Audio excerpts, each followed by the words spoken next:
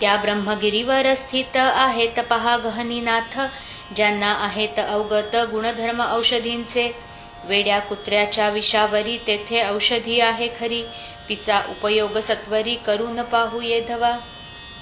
भास्कर म्हणे गुरुनाथा, आता औषधी कशा करता, तुमची आहे अगाध सत्ता औषधी हुना आगळी.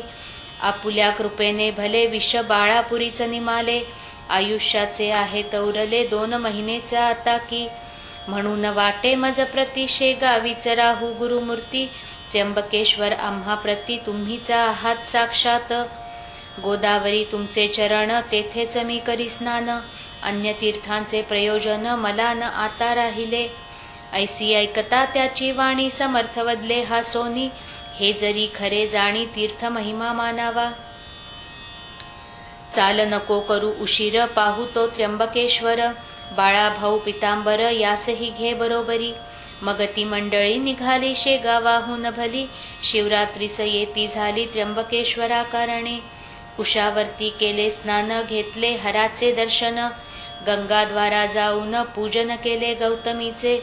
वंदिली माय निलांबिका देवी गहनीनाथ देखा, तेथून आले नाशिका गोपाळदासास भेटावया. हा गोपाळदास महंत काळ्या रामाच्या मंदिरात, धुनी लावून द्वारात पंचवटीच्या बसलासे. राम मंदिरासमोर एक पिंपळाचा होता पार, शिष्यांसहित साधूवर तेथे जाऊन बैसले. गोपाळदासास आनंद झाला, बोलले जवळच्या मंडळीला, आज माझा बंधू आला वऱ्हाडातून श्री गजानन. जा घ्या त्याचे दर्शन अनन्य भावे करून, माझी ही भेट म्हणून नारळ साखर त्यासी द्या.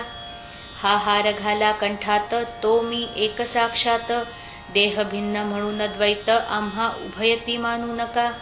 शिष्यांनी तैसेच केले दर्शन घ्याया अवघे आले, कंठा माझी घातिले दिलेल्या पुष्पहाराला.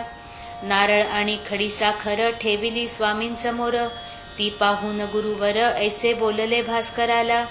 हा प्रसाद अवघ्यास वाटी परी न होऊ देई दाटी, माझ्या बंधूची झाली भेटी आज या पंचवटीत. माझे येथील काम झाले आता नाशकाचे राहिले, म्हणून पाहिजे तेथे गेले धुमाळ वकिलाच्या घरा. महाराज आले नाशकात लोकदर्शना जमले बहुत, बारीक सारीक गोष्टी अमित तेथे असता जाहल्या. त्या अवघ्या सांगता विस्तार होईल उगीच ग्रंथा, म्हणून देतो संक्षेप आता त्याची क्षमा करा हो. तेथे राहून काही दिवस महाराज आले शेगावास, तो अडगावी नेण्यास झामसिंग पातला. त्याने आग्रह केला फार समर्थे दिले उत्तर, रामनवमी झाल्यावर येऊ आम्ही अडगावा. आता तू जावे परत उगान पडे आग्रहात, झामसिंग मुळीच भक्त निस्सीम होता समर्थांचा. तो आला तैसा परत गेला आपुल्या त्या अडगावाला. पुन्हा श्रोते येता झाला रामनवमीस शेगावी. उत्सव करून शेगावात समर्थांना शिष्यांसहित आला घेऊन अडगावात हनुमान जयंती कारणे. अडगावी असता समर्थ स्वारी चमत्कार झाले नाना परी. एके दिवशी 2 प्रहरी भास्कर लोळविला फुपाट्यात. छातीवरी बैसून भास्करा केले ताडन, लोक पहाती दुरून परी जवळी कोणी जाईना. बाळा भाऊ जवळ होता तो म्हणाला सद्गुरुनाथा, भास्करासी सोडा आता बेजार झाला उन्हाने.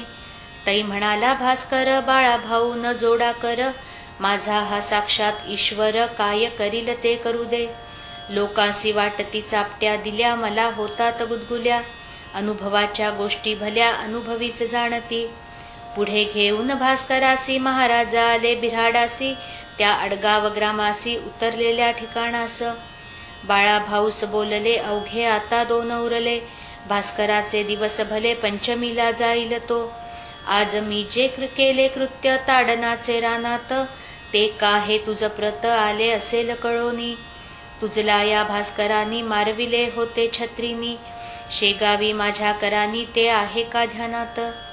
ते क्रियमाण नासावया त्यास मारिले ये ठाया, ह्या एकाच गोष्टी वाचुनिया अन्य नवता हेत काही. उत्सव पूर्ण झाल्यावर त्या अडगावीचा साचार, काय घडला प्रकार तो आता परियेचा. उत्सवाचा काला झाला, वद्य पंचमी दिवस आला, एक प्रहर दिवसाला समर्थ म्हणती भास्करासी. भास्करा तुझे प्रयाण आज दिवशी आहे जाण, पद्मासन घालून पूर्वाभिमुख बैसावे. चित्त अवघे स्थिर करी, चित्ती साठवावा हरी, वेळ आली जवळ खरी, आता सावध असावे. इतर जना कारण म्हणू लागले करा भजन, विठ्ठल विठ्ठल नारायण ऐसे उच्च स्वराने. हा तुमचा बंधू भला जातो आज वैकुंठाला, त्याच्या करा पूजनाला माळ बुक्का वाहून. भास्करे घातले पद्मासन नासाग्री दृष्टी ठेवून, वृत्ती अवघ्या केल्या लीन अंतर्मुख होऊन या. भक्त भास्करा पूजिती माळ बुक्का वाहती, ते कौतुक पाहती समर्थ दूर बैसून. भजन झाले एक प्रहर माध्यांनी आला दिनकर, महाराजांनी हर हर शब्द केला मोठ्याने. त्या सरसा प्राण गेला भास्कराचा वैकुंठाला, संतांनी हाती धरिले ज्याला तो पाहुणा हरीचा. लोकपुस्ती महाराजास कोठे करणे समाधीस, या भास्कराच्या शरीरास कोठे न्यावे ठेवावया.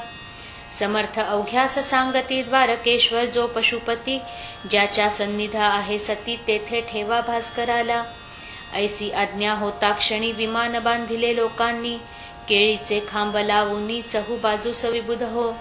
आत ठेविले कलेवर पुढे भजनाचा होय गजर, मिरवित आणिला भास्कर द्वारकेश्वराची पाशी.